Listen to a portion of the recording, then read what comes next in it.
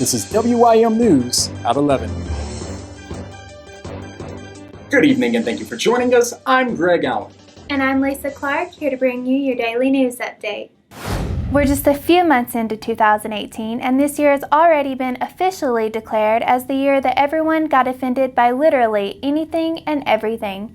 Experts have recently confirmed that current trends will inevitably lead to thought censoring within the next 5 to 10 years. The demand to conform has led leading researchers to predict that soon, the subtle act of even thinking something that goes against modern social trends will warrant a death sentence. Critics complain that such rules are hypocritical and are never issued equally to those who wish to enforce this legislation. The critics gave their input on social media just less than 4 hours ago, and action has already been taken to have their social media accounts closed, their jobs and business licenses revoked, and have been charged with multiple hate crimes, such as publicly disagreeing with illogical statements and resisting social brainwashing. The critics were informed that they will eventually be allowed to return to work as long as they keep their views to themselves and register with the state as convicted filling offenders.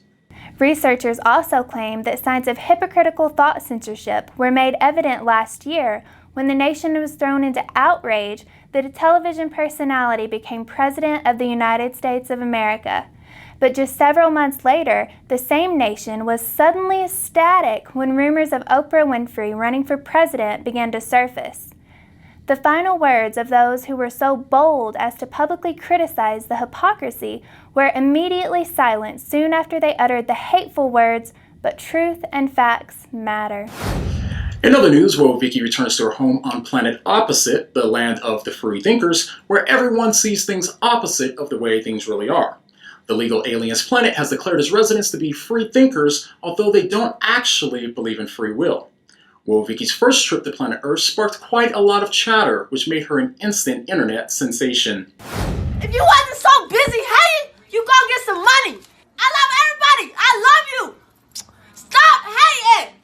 Yes, my birthday is March 7th, but July 19th was the day I found out I was black. Like, my whole entire life, my mom kept telling me, you're white, you're white. I never believed her because I knew I was black, but July 19th, I did some history.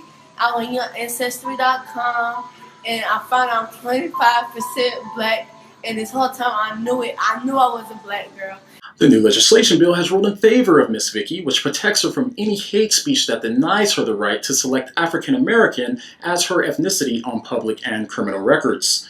Some worry that this would lead to not being able to accurately identify a suspect and that we may be forced to remove all physical descriptive words from our dictionaries. But this objection was immediately overturned by Article 473, which clearly states that assuming the identity of another individual is an illegal violation of human rights. The governor released an official statement today declaring Miss Vicky's perception is not at all abnormal. In the statement, he admits that her views may entail a foreign perception to some, but that we must all acknowledge the fact that Miss Vicky comes from a planet where the snow is black, Bill Nye is an actual scientist, and Richard Carrier is considered a respected authority on religion and ancient history. Vicky plans to return back to planet Earth soon in an attempt to locate some of her atheist friends who have gone missing.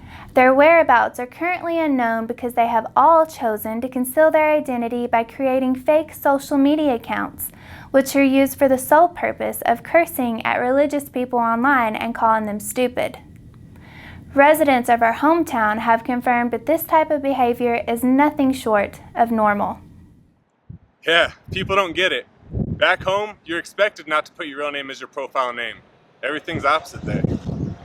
People don't realize you're supposed to yell at people online, telling them there's no evidence for God, even though there's plenty of it.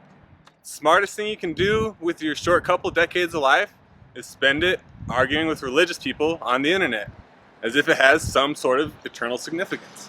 A search warrant has been issued in hopes that they will return home safely. Several of the foreigners were last seen buying Darwin bumper stickers and vegan tofu before heading to the Reason rally in Washington, D.C. Woahh Vicky and her fellow hometown resident Kanye West are asking for your help in finding their friends. Our investigation team has issued some helpful tips that will help in identifying potential PO residents in your area. They advised that everyone would keep an eye out for contradictory beliefs and statements similar to the following.